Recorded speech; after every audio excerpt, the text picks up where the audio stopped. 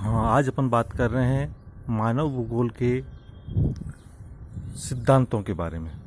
कुछ विद्वान, जर्मन विद्वान, फ्रांसीसी विद्वान ने मानव भूगोल के सिद्धांतों के बारे में बताया है। मानव भूगोल के जो सिद्धांत हैं उनको मुख्य रूप से दो भागों में विभाजित किया जा सकता है। कुछ विद्वानों ने मानव भूगोल के सिद्धांत 3 भी बताए हैं और कुछ विद्वानों ने 2 भी बताए। ज़्यादातर जो सिद्धांत है उनको हम मुख्य रूप से 2 भागों में विभाजित कर सकते हैं।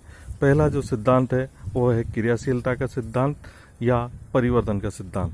दूसरा जो सिद्धांत है वह है पार्थिव एकता का सिद्धांत। ये जो सिद्धांत प्रतिपादित किए गए, इन सिद्धांतों के पीछे उद्देश्य ये है कि प्रकृति में जो भी तत्व हैं उन सभी में किसी न किसी प्रकार का परिवर्तन आता रहता है। हम जैसे हमारे आसपास देखें तो हमारे आसपास हम अनुभव करते हैं कि जो भी पेड़ पौधे हैं उनमें भी परिवर्तन आता रहता है। जैसे कि हम देख रहे हैं ये टहनियाँ हैं जो कि हल्की कोमल टहनियाँ हैं, ये धीरे धीरे इस तरह की हरी परिपक्व टहनियों में बदल जाएगी। ठीक इसी प्रकार ये जो टहनियाँ है वो धीरे धीरे जब पूर्ण अवस्था को प्राप्त कर लेगी तो इस तरह पककर पीली हो जाएगी और अपनी जगह से पतझड़ के समय निकल जाएगी। अर्थात प्रकृति में मौसम भी बदलता रहता है, पेड़ पौधों की अवस्थाएं बदलती रहती है, मानव की अवस्था बदलती रहती है। जो स्थान कभी प्लेन समतल रहते हैं, मैदानी भाग के रूप में रहते हैं, ये मैदानी भाग धीरे धीरे जब कभी कोई निर्माण कार्य होता है तो उस निर्माण कार्य से ये जो मैदान आपको दिखाई दे रहा है, ये मैदान इस तरह के वर्षा के समय समतल घास के मैदानों में तब्दील हो जाते हैं, इस तरह घास में बदल जाते हैं और पूरी प्रकृति है जो अपने चारों ओर हरी हरी एक लालिमा ओढ़ लेती है। ठीक इसी प्रकार हम देखते हैं कि जब कभी हमारे आसपास में कहीं मकान निर्माण का कार्य चलता है तो उससे भी हम विभिन्न प्रकार के परिवर्तन देखने को महसूस करते हैं। साथ ही उन स्थानों पर वो परिवर्तन एकदम क्षणिक नहीं हो जाते हैं। जहां आज बजरी के ढेर, कंकरी के ढेर, ईंटों के ढेर दिखाई देते हैं, वह स्थान धीरे धीरे परिवर्तित होकर एक सीमा के रूप में परिवर्तित हो जाता है और वह स्थान धीरे धीरे एक मकान में तब्दील हो जाता है। मकान भी एक मंजिला, फिर धीरे धीरे वह मकान बहुमंजिला इमारत के रूप में और उसके बाद 3 मंजिला इमारत के रूप में, अर्थात आगे ऊपर बढ़ता रहता है। इसी प्रकार के परिवर्तन हम प्रकृति में भी देखते हैं, प्राकृतिक तथ्यों में भी, सांस्कृतिक तथ्यों में भी परिवर्तन देखते हैं। सभी प्रकार के हमें परिवर्तन नज़र आते हैं क्योंकि यह परिवर्तन प्रकृति का नियम है और कहा भी गया है कि कोई भी तत्व चाहे चेतन हो या अचेतन, अर्थात जड़ हो या चंचल, सभी प्रकार के तत्वों में परिवर्तन आता रहता है। जैसे ये वनस्पति है या मानव है या पशु है, ये सभी चंचल पदार्थ हैं, इन सभी में भी परिवर्तन आता है। लेकिन जो जड़ पदार्थ है, अर्थात जो एक जगह पर स्थिर पदार्थ हैं, उनमें भी परिवर्तन आता रहता है। अर्थात प्रकृति में जो भी तत्व आया है उन सभी में किसी न किसी प्रकार का परिवर्तन आता है। ये जो परिवर्तन है, इसको लाने वाले तत्वों को हम मुख्य रूप से 2 भागों में विभाजित किया जा सकता है। पहला भौतिक शक्तियाँ जो परिवर्तन लाती है, दूसरी सांस्कृतिक शक्तियाँ। भौतिक शक्तियों को भी हम 2 भागों में विभाजित कर सकते हैं।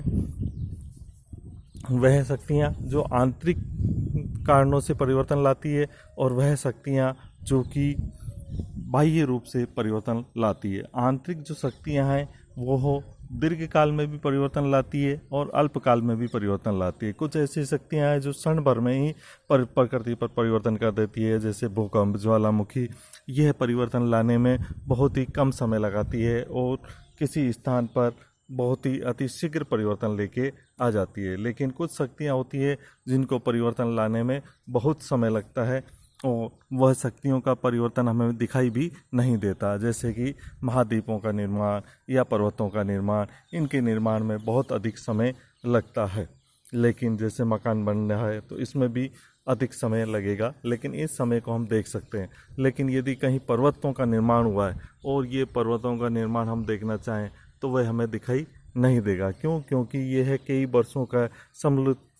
वर्षों के प्रयास का परिणाम होता है। जो बाहरी शक्तियाँ हैं उन शक्तियों को हम मुख्य रूप से विभाजित करें तो सबसे पहले शक्ति है सौर शक्ति। सूर्य जो सभी प्रकार के परिवर्तन लाने वाला है और यह जो सूर्य है, इस सूर्य की शक्ति को जो हमारे विद्वान हैं जिन्होंने प्रमुख रूप से मानव भूगोल के बारे में अपनी विचारधारा दी, वो है उन्होंने भी इस सूर्य को एक मूर्ख शक्ति या फुलिश शक्ति के रूप में कहा है। जैसा कि आप इसमें देख रहे हैं, ये हमारे को सूर्य नज़र आ रहा है। इस सूर्य को उन्होंने मूर्ख शक्ति का नाम दिया है। क्यों? क्योंकि सूर्य प्रकृति पर जो भी तत्व है उन सभी तत्वों में असंतुलन लाने का प्रयास करता है। अर्थात जैसे किसी स्थान पर वायुदाब बराबर है तो उस स्थान पर सूर्य अपनी गर्मी के कारण वहाँ की हवाओं को उठा देता है, गर्म करके ऊपर उठा देता है और उस स्थान पर निम्न वायुदाब आ जाता है। ठीक इसी प्रकार किसी स्थान पर समतल है तो उसे उबड़ खाबड़ अपनी वर्षा द्वारा उबड़ खाबड़ कर देता है। लेकिन यदि हम दूसरी शक्ति गुरुत्वाकर्षण शक्ति, ये गुरुत्वाकर्षण शक्ति है जिसमें प्रत्येक वस्तु को अपनी ओर खींचती है, अर्थात हम जो भी चीज़ देखें वह पृथ्वी की ओर खींची चली आती है। इस शक्ति के द्वारा जितने भी तत्व हैं इनमें हम जैसे उबड़ खाबड़ स्थान को देख रहे हैं, इस उबड़ खाबड़ स्थान को यह शक्तियाँ क्या कर समतल करने का कार्य करती है, समतल स्थापक का कार्य करती है। और इसीलिए ब्रुन्स ने इस जो गुरुत्वाकर्षण शक्ति है, इस गुरुत्वाकर्षण शक्ति को बुद्धिमान शक्ति बताया है। क्यों? क्योंकि यह बुद्धिमानी पूर्वक जितने भी स्थानों पर असंतुलन पैदा है उस असंतुलन को संतुलित करने का प्रयास करती है। तो इसे जो दूसरी गुरुत्वाकर्षण शक्ति है हमारी, उस शक्ति को ब्रुन्स ने बुद्धिमान शक्ति कहा है। तो इस प्रकार दो शक्तियों के बारे में अपन अध्ययन कर लिया। पहला सौरिक शक्तियाँ, दूसरा जो है वह है हमारी गुरुत्वाकर्षण शक्ति जिसको अपन ने वाइस फोर्स या बुद्धिमान शक्ति कहा है। तीसरा जो कारण है वह है पृथ्वी की गतियाँ, अर्थात प्रत्येक जो स्थान है वो अपनी हर पल परिवर्तित होता रहता है। क्यों? क्योंकि पृथ्वी दो प्रकार की गतियाँ करती है।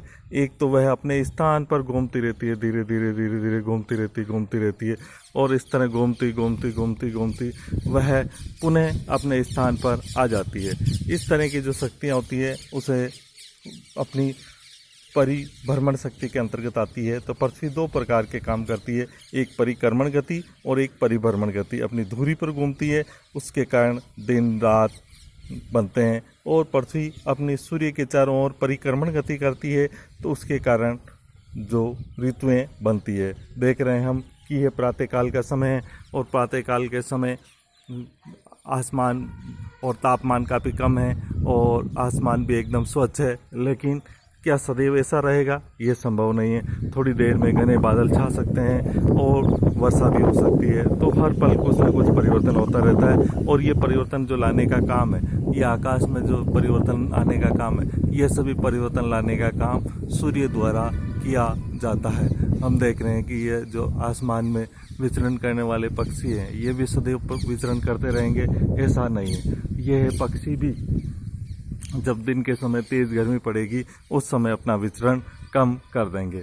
ये आसमान में जो पक्षाप मेघ दिखाई दे रहे हैं, ये पक्षाप मेघ भी आवश्यक नहीं है कि सदैव रहें। इसकी जगह काले घने कपासी मेघ भी आसमान में छा सकते हैं और जैसे जैसे तापमान बढ़ेगा वैसे वैसे जो विचरण करते हुए आकाशी पंछी है ये भी विचरण करना बंद कर देंगे। इस प्रकार ये परिवर्तन सदैव होता रहेगा। इसके बाद अपन बात करते हैं पृथ्वी पर परिवर्तन लाने वाली शक्तियों में जैविक शक्तियाँ। जैविक शक्तियों के अंतर्गत मानव आता है और मानव और दूसरे जितने भी तत्व हैं, चाहे वह वनस्पति जगत है, इस वनस्पति जगत को भी हम जैविक शक्तियों के अंतर्गत ही रखेंगे। और दूसरा है पशु और मानव, ये सभी भी किसी न किसी प्रकार का परिवर्तन लाते रहते हैं।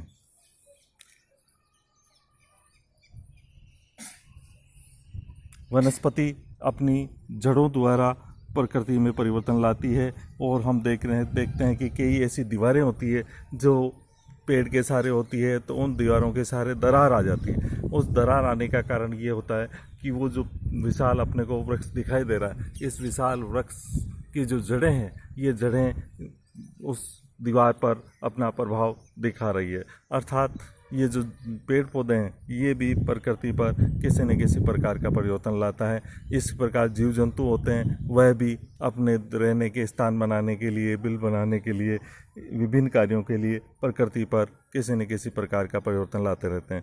लेकिन इस परिवर्तन में जो सबसे मुख्य कार्य करता है, जो मेन कार्य किया जाता है, वह किया जाता है मानव द्वारा। मानव ने ये जो स्थान देख रहे हैं, ये स्थान पर बिल्कुल प्लेन स्थान था, लेकिन यहाँ पर इसने अपनी सड़क बना दी। ठीक इसी प्रकार एक खाली मैदान था, उस खाली मैदान में इन्होंने अपना मकान बना दिया। ठीक इसी प्रकार ये जो झाड़ियाँ उगी हुई है, इसे काट कर ये प्लेन मैदान में परिवर्तित कर सकता है। इस तरह के जो परिवर्तन है जो कि लगातार होते रहते हैं, इन परिवर्तनों को जो करने वाला मुख्य है यह है मानव। और इस मानव के द्वारा इस तरह का ये मैदान, समतल मैदान, जो झाड़ी उगा हुआ स्थान था उसको काट के और इस तरह के समतल मैदान में परिवर्तित कर दिया गया। इस तरह का जो परिवर्तन होता है, ये जैसे पेड़, इस पेड़ पे बहुत सारी टहनियाँ लगी हुई है, मानव इन्हें भी काट कर और समतल मैदान, समतल सीधा साधे खड़े पेड़ के रूप में परिवर्तित कर सकता है। अर्थात जितने भी तत्व हैं, इन सभी तत्वों में किसी न किसी प्रकार का परिवर्तन मानव द्वारा लाया जाता है। तो कहने का तात्पर्य यही है कि जितने भी तत्व हैं, उन सभी तत्वों में किसी न किसी प्रकार का परिवर्तन होता रहता है।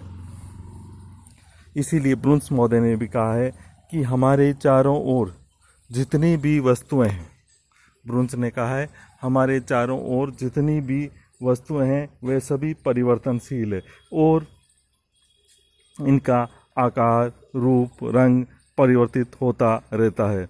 विकास क्रम में ही आगे बढ़ती रहती है और उनके रूप, रंग, अवस्था में परिवर्तन होता रहता है। तो इस तरह हमने पृथ्वी पर परिवर्तन लाने वाली जो शक्तियाँ हैं, उनमें मुख्य रूप से सौर्य शक्ति, जो कि जिसे ब्रुन्स ने मुख्य शक्ति कहा है, उसके बारे में, पृथ्वी की गति, परिभ्रमण, परिक्रमण, पृथ्वी की गुरुत्वाकर्षण शक्ति तथा पृथ्वी की जो जैविक शक्तियाँ हैं उनके बारे में अध्ययन किया। अब अपन बात करते हैं इसका दूसरा जो प्रमुख सिद्धांत है उसके बारे में, कि दूसरा जो सिद्धांत दिया है वह है पार्थिव एकता का सिद्धांत। एकता का सिद्धांत का तात्पर्य है पृथ्वी के जितने भी तत्व हैं, चाहे जड़ पदार्थ हो या चेतन पदार्थ, उन सभी में आपस में एकता पाई जाती है। अर्थात इस सिद्धांत का आशय है विश्व के सभी भौतिक तत्व, चाहे जड़ या चेतन, एक दूसरे से संबंधित है और इनमें कोई तत्व स्वतंत्र नहीं है। इनमें किसी न किसी प्रकार का परिवर्तन होता रहता है। उनका पृथक पृथक अध्ययन करना संभव नहीं है और उन सभी का सामूहिक रूप से अध्ययन करना आवश्यक है। जैसे पार्थिव एकता का जो सिद्धांत है, इसे सर्वप्रथम जर्मन भूगोलवेत्ता रेटजल ने प्रस्तुत किया था। उसके बाद में ब्लास ने भी इसका समर्थन, पार्थिव एकता का समर्थन किया। ब्लास ने पार्थिव एकता का समर्थन करते हुए बताया कि समस्त भौगोलिक विकास में प्रमुख भावना पार्थिव एकता की है। अर्थात जितने भी हम तत्व देख रहे हैं, इनके विकास का क्रम देखें तो इसमें जो प्रमुख रूप से चीज़ सामने आती है वो आती है पार्थिव एकता की। हम देखते हैं कि जैसे हम एक मकान को देखें तो मकान का हम सेपरेट अध्ययन नहीं कर पाते हैं कि भाई ये जो मकान है केवल ये है ईंटों का परिणाम है, ऐसा नहीं। इससे केवल कंकरी का परिणाम हो, ऐसा नहीं। ये केवल ये बजरी का परिणाम हो, ऐसा नहीं। सभी तत्वों का आपस में सम्मिलित रूप से जो सामूहिक प्रयास है, सामूहिक परिणाम है, वो होता है एक मकान के रूप में खड़ा रूप। इसी प्रकार हम देखते हैं कि ये जो वनस्पति है, चारों ओर वनस्पति हमें नज़र आ रही है। ये वनस्पति सोचे कि केवल मैं सूर्य के प्रभाव से बनूं, ऐसा संभव नहीं। यह वनस्पति जो के बारे में हम कहें कि ये केवल मिट्टी से बनी है, मिट्टी के ढेर से, तो ऐसा मिट्टी से भी संभव नहीं है। ये वनस्पति सोचते कि मैं केवल तापमान से ही बनी हूँ या मेरे जो योगदान में केवल वर्षा का योगदान है, तो ऐसा भी संभव नहीं है।